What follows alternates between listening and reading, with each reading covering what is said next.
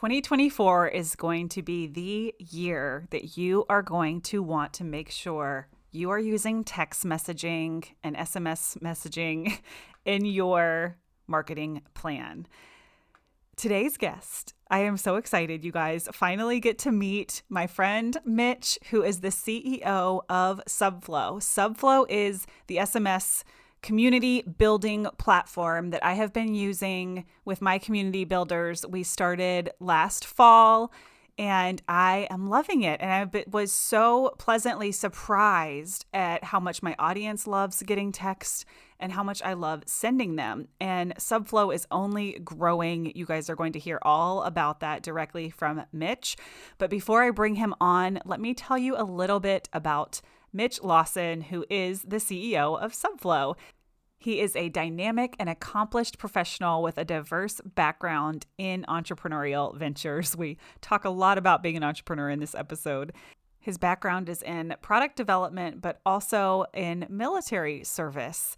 He is the co-founder and CEO of Subflow, as I mentioned, a company which is dedicated to improving organizational engagement and monetization of your audience through efficient communication strategies.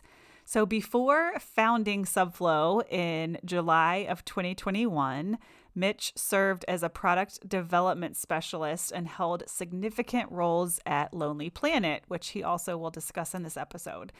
He was the director of digital product and product manager, and his journey also includes a commendable 6-year tenure in the U.S. Navy as a Navy air crewman and helicopter rescue swimmer. Thank you, Mitch, for your service. He holds an MBA in management from Florida State University and a Bachelor of Business Administration from St. Leo University. He has also completed a course in software development from Nashville Software School. They are in Nashville now. And he was an Eagle Scout. My brother was also an Eagle Scout, so I know kind of what that means to a family.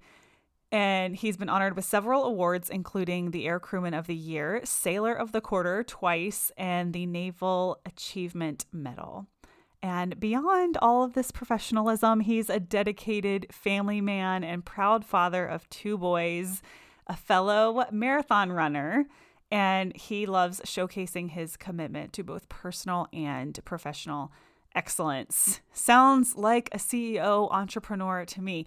You guys are going to love this conversation with Mitch. He's going to tell us all about Subflow, which you guys know that I love. We are going to put all of this information in the show notes for you, so that you can find your coupon code and everything that you need.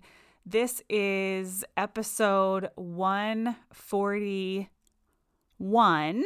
So you will go to elizabethhenson.co/E141 to get the coupon code for Subflow. If you are listening and you cannot get to the computer, let me find that for you. So you can just go to subflow.com.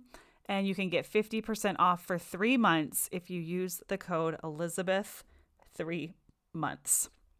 But again, I'll repeat all this at the end and we'll put it all in the show notes for you. Let's go ahead and get started and bring on Mitch. Welcome back to the Messy Success Podcast. I'm your host, Elizabeth Henson. This podcast is your space, your corner of the world to be messy, creative, and ambitious as you want to be. I'm incredibly passionate about helping people do what they love and make a living doing it. We all know that is a messy process, but the messy imperfection, the messy success is what makes it all so beautiful. I'm here to help you build community around your brand so that marketing is easy. There's no such thing as a self-made millionaire, in my opinion. We're all in this together.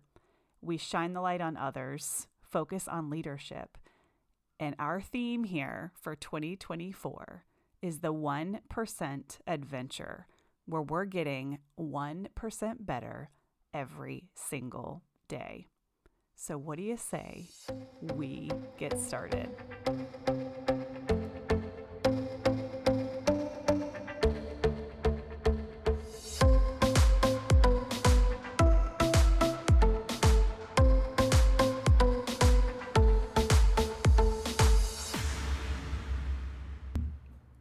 All right. Hey, Mitch, how are you? I'm so excited to talk today all about Subflow. I have been, singing your praises to my people for a while, but now we actually get you here. So, I told everyone a little bit about your background and a little bit about your fancy bio. Tell us, like, the casual version of like who you are and how this came to be. Yeah, of course, and yeah, I appreciate you having us. Your ideal use case for what we set out to build, and the audience you speak to. So we're excited to talk to you. Yeah, summary. I came from a small town outside of Austin, Texas, a small country town. Had no background in tech at all. Found my way somehow in the Navy. At least I was smart enough to didn't know that I didn't know where I was going. So I joined the Navy for 6 years. Was a rescue swimmer. Coming out of that, I landed an awesome job at a well-known travel media company called Lonely Planet, a really well-known brand, great content, been around for 50 years, and got into tech that way. So I ended up managing the digital products, fell in love in IT, and yeah, that's where we're at today. So yeah, that's Oh my about gosh, it. I love it. And you guys are in Nashville, right? We are, yes. My co-founder and I are both here. Our team is international, so we have some great talent. Part of being a Lonely Planet, we made a lot of great connections with awesome team members across the globe. So we've actually brought some of those with us, and they're working with us internationally. So Oh my we're gosh, I we have a love good team. that. So, what is it like to just like one morning, like, oh, I think I'm going to be part of this brand new startup, like tech company? Was that scary? Was it exciting? Tell us how that felt. Yeah, it's always been. I mean, entrepreneurship's always been in my blood. Yeah. My grandfather came from nothing, started a small automotive shop. My dad, grew that into a larger business. It's always I always seen them interacting with customers and giving value in various ways, and just fell in love with that. Right. Working the 9 to 5 has never been for me. I hope I never have to do it again. Um, Instead, I traded it in for a 24-hour, 24/7 job. But anyways, it's just being able to build something, work with the team, build the team.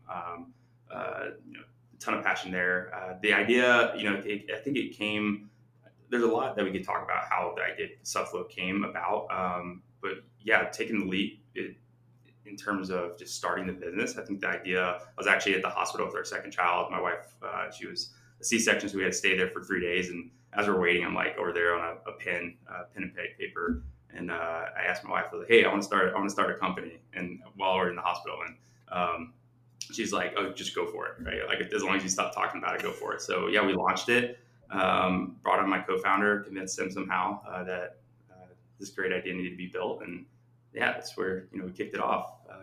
Oh my That's where gosh. we are today. I love that you shared that it happened when you were actually at the hospital for 3 days because I have been talking a lot recently about how our best ideas come when we're not sitting at the computer. Like we're actually, disconnected. We're able to sit in silence and think. That's when these really amazing ideas come. So tell us why like a text messaging app. And I know you guys are so much more Yeah. than that and we've got so much cool stuff coming down the pipe, but it kind of starts with the text message communication. So what about that was special to you?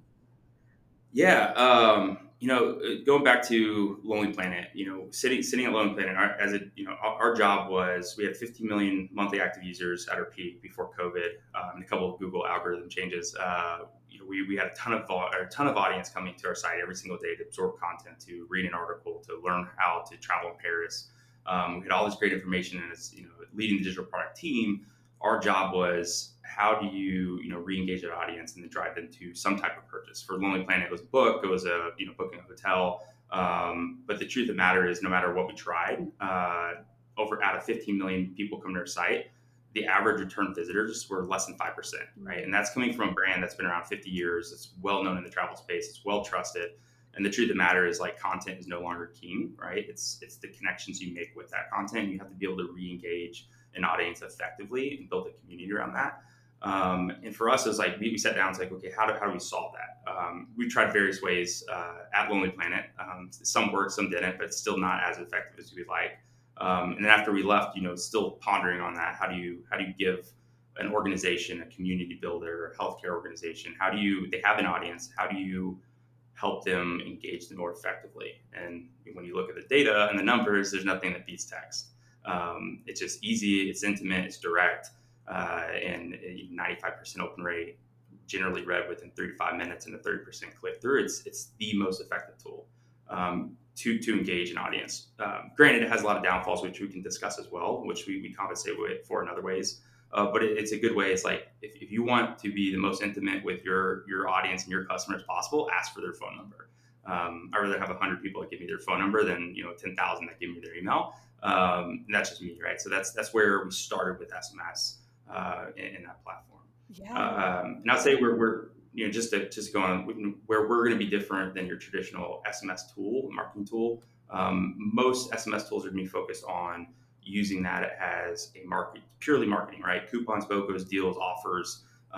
We're looking at it as a way to have a direct communication line with your audience, deliver content efficiently, then drive them into some type of purchase, whether that's through a subscription on Subflow or your own website or a course you're selling, right? It's using value driven communication versus your kind of traditional marketing path. Yeah, I remember when I just started with you guys, I started just asking around a little bit in my community, like who gets text messages or who likes getting text messages. And I was really surprised at the amount of people that were like, "Oh my gosh, like, Catherine Zinkina or my business coach, like they were getting text messages from, these community leaders that they admire and they enjoy getting them." I wasn't expecting that response, and I remember that like tripled my excitement. And that's kind of how I use it, is to actually have real conversations with people. I haven't looked at it like, oh, I need this to be as big as my email list. It's more like this can be a small boutique experience Yeah, where I can go back and forth with these people and know that like they're on their phone, speaking to me. yeah. Yeah, I love that, and I think you're hitting on. It's a very intimate conversation. It's direct. It's easy to digest. It's bite size. You're not trying to have sift through these beautifully crafted emails. And granted, I know email has a lot of value. I love email. I'm not bashing it by any means, but it takes a lot of work, right? And from you as a creator or an organization having to craft those messages and then deliver it, and then expecting your audience to actually read through all that content information versus a text is like, hey, here's a news video that dropped, link, right? Yeah. Hey, new Zoom, you're doing a Zoom session on Sunday, don't forget, link. Or hey, checking in, how are you doing? Is there anything I can help you with, right? It saves you a lot of time. It's more direct. It's more to the point, and then it saves your subscribers and your audience a lot of time as well. And then you send anything, so you can drive them to an experience where you want them to go, read an article, read a blog, click the link, whatever. So it does have that direct line of communication, which is really powerful. Yeah, yeah, and it's all about like touch points. Unfortunately, 2024 is like, how many times can we touch our audience, right? And emails just as important as text messages, as social media, but those reminders. I mean, I get text messages sometimes. I'm like, "Oh, shoot, yes, I have a gift card for that place. I need to go spend it," right? But if they weren't texting me, I wouldn't necessarily, remember. I'd have to rely on email. So, I know when you and I first connected, it was the community building that was the commonality. So tell us a little bit about, I love that you mentioned that content isn't necessarily king, that it's the relationships that we're building. Tell us a little bit about how Subflow specifically is great for, community builders. Yeah, that's a great question. So, Subflow itself, we've been hitting on SMS a lot, but think of Subflow as what Shopify did for e-commerce. We're trying to do for content creators, community builders, and organizations. Right? You have content, you have value. How do you capture that audience and be able to manage it in a very lightweight, efficient way, and then have the tools that can automate those touch points and then communicate effectively? That's where SMS, things like SMS, come in, and then drive them into an experience which is bigger than that, and all controlled with an easy to use dashboard. So, the community element, which we just released yesterday, we're doing some testing and bug fixes. But, the idea is there is like, when you capture this audience, give them a place where they can communicate with each other, that, they're like-minded individuals, they're achieving the same goals. And there's value constantly being created, whether or not you as a creator or you as the organization is there present.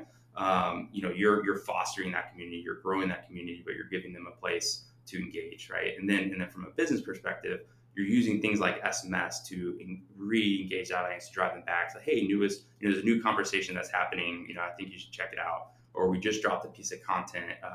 You have access to because you're one of the community members. Here it is, right? So it's using, again, going back, capturing and then engaging them effectively and driving them to that experience that's beyond just marketing, just beyond just oh, here's my course that you can pay me $10 for, and you may get halfway through and not use it. So it's kind of bringing all those elements together in a single place, and then those like-minded individuals that can exchange value between each other, and then you as an organization, you just foster and grow that and moderate it, and build something beyond the individual or the individual business or mind in that regard. So that's how we're looking at it. Just trying to pull all those pieces together. The management, the engagement, and the content elements all in a single place. Yeah, yeah. And tell us a little bit about the community element that I know you guys are working so hard on and I'm so excited for. And we're going to chat a little bit about using that for my event in April, which I'm really pumped about. Um, are there even any other platforms out there that bring all of this together? Like, I know there's ones that just focus on the broadcast and the text messaging, then there's just the community apps, but I don't know if I've seen one that does everything and intends to continue growing in that direction like you guys. Yeah, and I don't want to pretend we do everything. We are we don't have a massive team yet, so we try to bring a lot of pieces together, the core elements that people need. The community specifically, think of it like Slack. So you have different, Slack or Discord if you're familiar. You have different channels that can be for specific topics. Just like you would in Slack, and you create those different things. And maybe you're a fitness coach, and you have one for nutrition, you have one for bodybuilding, you will have one for moms, and then different topics that relate to your audience. And then through Subflow, being able to capture them into a subscription and invite them into that experience where they can communicate with other community members. And then you also have that content element that if you had those courses, you had those videos or nutrition courses, you can sprinkle those into that community. So that's where what we call the subscriber experience is what just went live, and being able to drive them into that. So imagine you sign up for this fitness course, you can get a nice welcome text saying, and with a video saying, "Hey, welcome to the program. This is what to expect." The following text that is automated would say, "Hey, make sure you join our community. Here's how you get started." Right? I click that link, and I'm into that chat element where I can see other community members and collaborate with them all in that space. I think like where we're trying to be different is giving the organization and the creator the control to really grow a business. So even if it's free from the start, there's the mechanisms where you can really grow your business, monetize your audience, and kind of moderate, have all those elements at the organization level versus trying to bolt that onto an existing solution. I don't know. I'm sure there's something that's similar. There's a million great entrepreneurs in the world, so I don't want to be naive saying we're the only person doing it. But I think bringing those three elements together in the way we're doing it is fairly unique. And yeah, we're excited to continue to build and just grow as a company. Yeah, and I think one of the biggest, gripes about like Facebook groups is of course just like the busyness and people are like kind of popping in, popping out, but it's really hard to organize like you said with the segments, and that's what we all love so much about Slack is the ability to organize the different channels. So I think kind of having the ability for it to be a community space for students, not necessarily for teams like Slack, but to be able to have those segments. And I know for me I was like, yes, I can have a segment just for my local people that live here in Hampton Roads because I speak to them very differently than the clients I have on the West Coast, that can't just go meet me for coffee. And to be able to have them in the same hub but in these separate segments is really powerful without having to have a million, Facebook groups and then people get lost in the notifications and all the things. Yeah, exactly. Yeah, we love Slack too. I mean, our business uses Slack. I have no intentions of moving our team away from Slack into Subflow. I don't think that the purposes I think are different. Yeah, specifically for those channels, it's trying to personalize an experience at scale, right? So you as a creator, you can't answer or personally sit there and send out a message to 1,000 people or 10,000. Like we want you to scale that way, but we also want it to be personalized for the individual. So going forward, that's where our focus is understanding the data points of what a customer or what your contact or subscriber, what their interests are, where they belong in certain key areas of your overall community, and being able to structure that way and give them their own space while giving the creator or organization the ability to really scale and automate a lot of the messaging and delivery of that content, but also keeping it personalized, right? So it definitely is a challenge, but that's our goal. and that's what we're trying to achieve. And I think channels specifically with the channels specifically around the community element allows us to do that, and really build spaces individualized for the individual, but allow you as a company to scale. Yeah, yeah. And another thing too I was impressed with that we haven't talked about too is how easy it is to have like a free gateway or a paid gateway. So I can have people that, want to pay me 5, 10, $15 a month to get text messages and have access to all the things, or I can do it for free and use it for promotional into another funnel. And it really from the user side is super easy to set those up because I'm very tech savvy, but when it comes to learning something new, I'm like, oh gosh, if this is difficult, I'm out, and it's so easy. Yeah, no, definitely. And yeah, going back to the, capture, engage, monetize, and looking at, I think the traditional lead magnet, like, hey, I'm going to go create this PDF and ask you for an email, and then you're going to sign up, and I'm going to deliver the PDF, and you probably will print it off and you'll stack it in a corner of your desk and probably never read it. We're trying to push the idea, whether you use Subflow or not, it's like exchange value and give value, and then exchange and then give more value through a community or through some type of element where they can continue to learn and grow, and then convert them into some type of monetization as they progress. A really good example, we have an awesome fitness trainer using us. I didn't ask for permission to say his name, so I won't. But he's very successful on the platform so far. I think he's been on 3 months and it's generated somewhere around $15,000 through the program, or 15,000 in about 3 months through Subflow. And he had an awesome lead magnet towards the end. He said, "Do this 14-day challenge. There's literally no sales. I'm going to deliver you a challenge, one challenge a day for 14 days. Coming into the new year, and it's delivered text. So he maybe sent a video, or he sent kind of a thought-provoking question or a little exercise for you to do. But it's challenging for 14 days. Zero sales involved."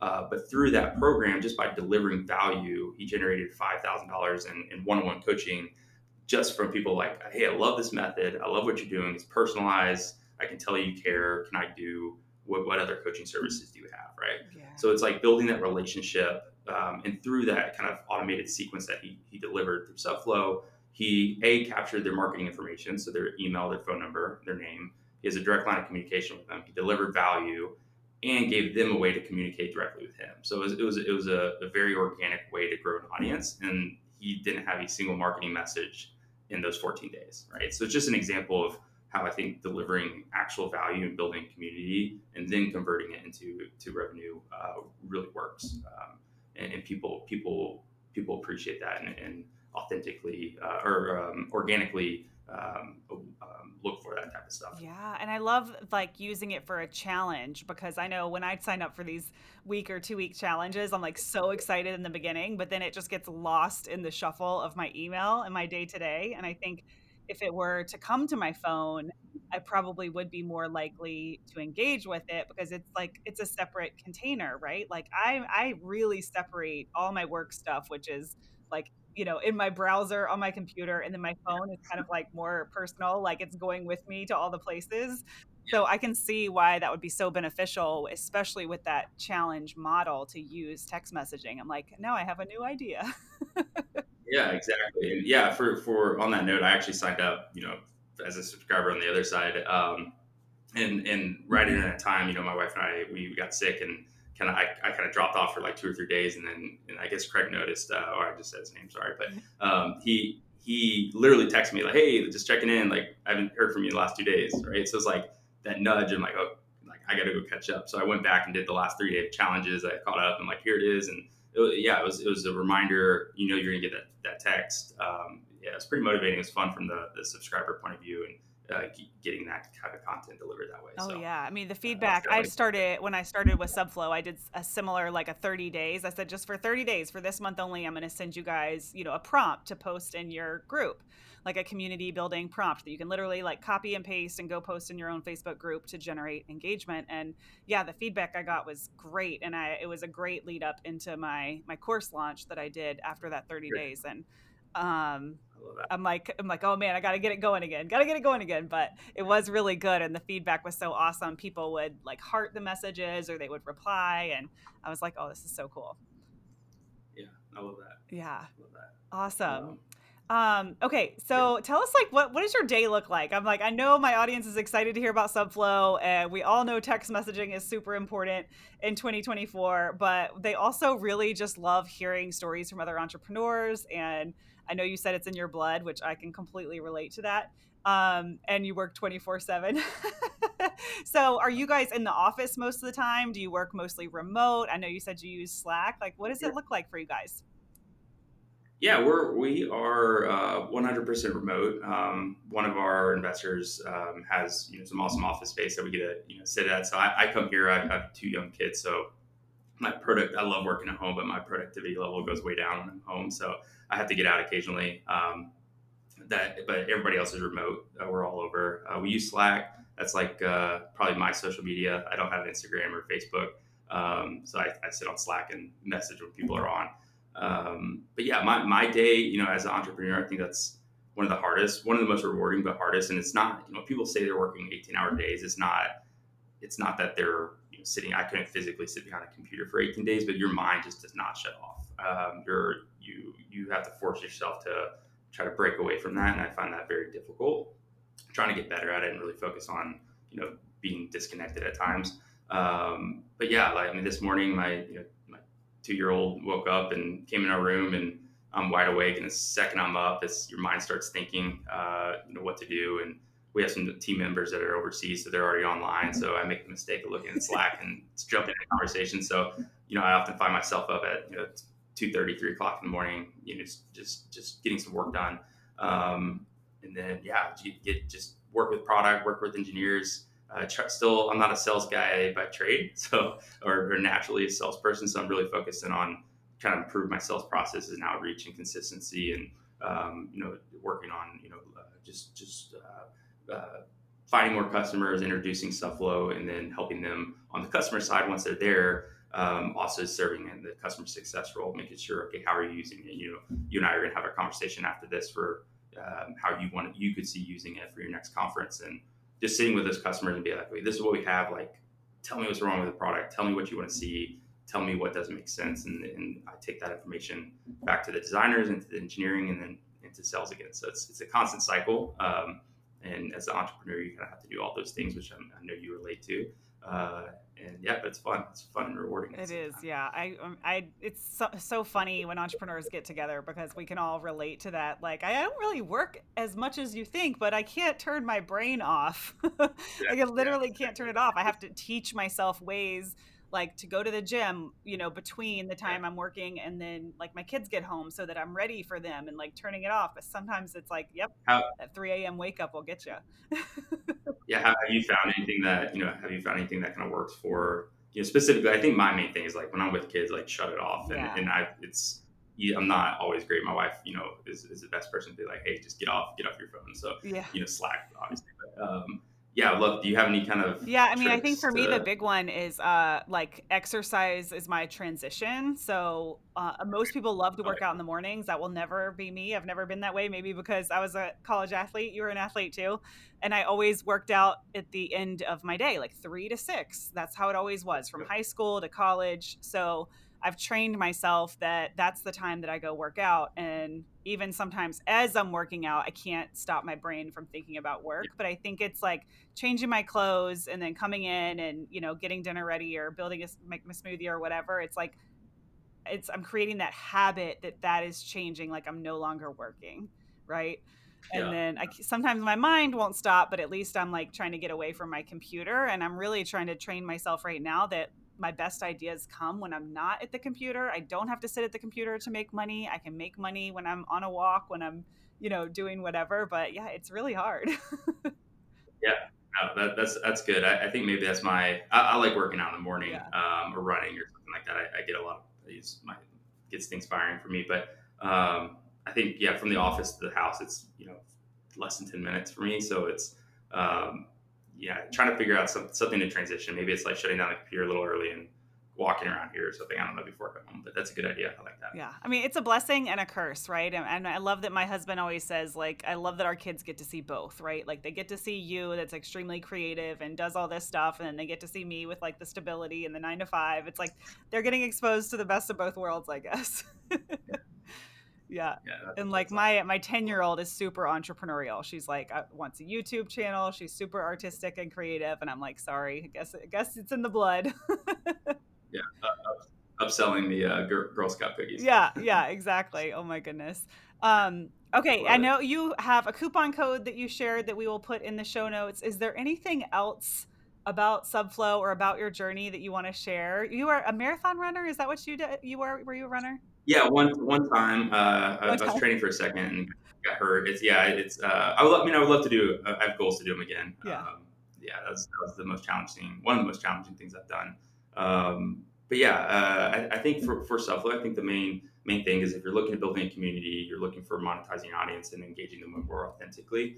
The stage we're at, we love working, one on one. No matter if you're paying us $45 a month or you're one of our larger customers paying us 10,000. It's, we work very intimately with you to figure out how, help you craft these strategies. And I think that's what I would love to convey is, our team is eager to help you. But regardless, just build communities outside of the Subflow side. Like communities is, what we're passionate about. And I think what you're passionate about too is, if you're on social media, that's great, but you're renting your audience. It's time that you start actually owning that audience and engaging with them the way you want to engage with. And that's the power of community, right? And there's a lot of great tools you can do that, whether it's Slack or through Subflow or another tool. Just start building relationships off of endless scrolls on Instagram, right? That's kind of our passion and our driving factor. And I think people want that, more and more. So I personally think we start seeing people move away from social media platforms into communities like what you built, Elizabeth, or other things that our customers are building. Oh So my I'm gosh, that's excited about so that. refreshing and so timely because I just yesterday was like kind of having a headache, a poor me moment about like, man, I remember when I could just post on my Facebook page and all my stuff would sell out. And now, like, the algorithms and stuff, you're right, we don't own it, we don't have any control over it. And with email and things like Subflow and texting, we actually have that control over that list. And the open rates are nobody's fault but our own and things like that. I mean, with Instagram, we literally don't know, like, is it going to get picked up by the Yeah. algorithm or is it not? And it could be great content. And they'll always optimize for keeping people on platform, Yeah. right? That's their job. They want ad views, which is great. I mean, I'm not bashing Instagram; it's fun, but that they're always going to optimize for that. So if you don't fit into that equation, it naturally your stuff isn't going to be seen. So still use it for marketing, but use it as a funnel to get people into your community. And that's on Subflow, it's always going to be your audience. It's always going to be your contact list. We don't market to that list. We don't sell to that list. It's your list. So we just want to give you the infrastructure, the tools that you can really optimize the audience around. So, yeah, that's kind of our pitch. Yeah, I love that. And your favorite platform, if you had to choose social media, is LinkedIn, right? Yeah, I mean, it's getting that way. It's getting kind of noisy too. Yeah. I'm on LinkedIn. Obviously for business, even connections and business wise. But I think it's kind of noisy too. I think you get a lot of stuff that you don't want to see either. But they do a much better job, in my opinion, of really, you know, keeping down the spam, keeping down the noise that doesn't really relate. The community, the LinkedIn community, does a good job kind of moderating that. But yeah, I like Slack. I mean, it's not. I guess Slack is my community. My team is my community. I'm a part of a couple other Slack groups. Fitness group, engineering group, product group, entrepreneur group. So I love that kind of thing. See people's wins, collaborate with other people that are doing similar things. Yeah, I would say that's probably where I spend most of my time is in either Slack or LinkedIn. Yeah, I love Slack too. I don't never really figured out LinkedIn, but I do think it's important. I think being Yeah, available on those platforms is important. We don't have to be the master of them all, but we got to somehow have a way to meet people and then push them to our Subflow and all of our other communities. exactly. It's like, I look at it like first Top base, of right? funnel. That's top of funnel. Yeah, Yeah, yeah, yeah. exactly. First base, and then second base means they're actually on my list or coming into my community or whatever it might be. And I know you mentioned you guys building like one-on-one relationships with people, and that's one thing that I'm just super grateful for, and that I've been bragging to all my friends about is like, we know how cool it is to be with a company when they just get started. So Flowdesk is an email platform that I don't know how many years ago they started, less than a decade, but a lot of my friends, we were like literally in their first beta, 100 people. And then to see what they've done, like it's very cool to just be part of that journey from the beginning. And I think that everyone listening and everyone that, I get the chance to introduce you to, there's this opportunity to get that one-on-one connection with you while you guys are still like building and customizing and everything exactly how we want it. So, great job with that. And thank you for always just giving me your time and energy. Yeah, of course, and yeah, we share Slack. I think we've had a connected Slack where we're always available. You ping, if I'm up, you ping me. I'll be there. Same with our team, right?